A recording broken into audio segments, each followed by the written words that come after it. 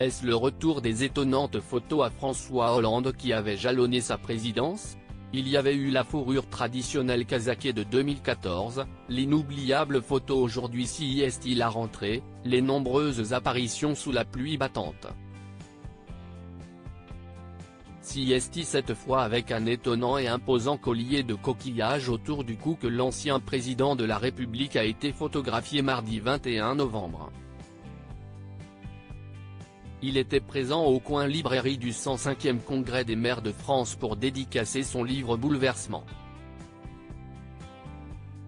On ignore qui a offert ce collier à François Hollande et pour quelle raison. Le collier de coquillage n'est pas sans rappeler les colliers d'eau au revoir offerts dans certaines îles de la Polynésie, après le collier de fleurs à l'arrivée. Mais le 105e Congrès des maires de France se tient au Parc des Expositions de Paris. Le même collier a été vu au cou de David Lissenard, maire de Cannes présent à l'événement en qualité de président de l'Association des maires de France. Il a d'ailleurs été réélu à ce poste ce mercredi 22 novembre. De nombreuses personnalités politiques nationales se sont présentées au coin librairie du 105e Congrès des maires de France, sans arborer le mystérieux collier de coquillage.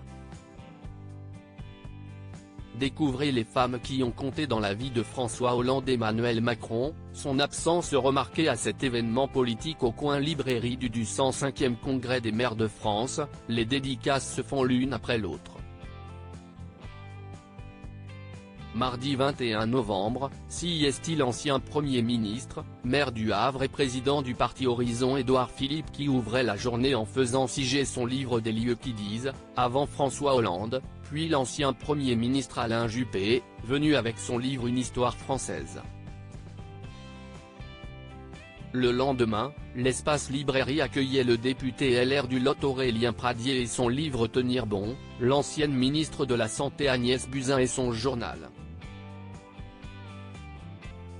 À la tribune principale du Rassemblement des maires, si est-il la première ministre Elisabeth Borne qui est attendue jeudi 22 novembre.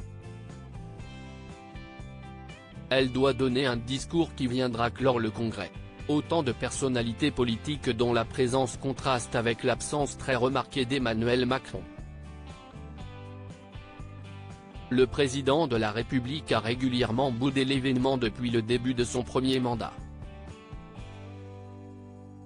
Crédit photo, Jonathan Reboa Panoramique.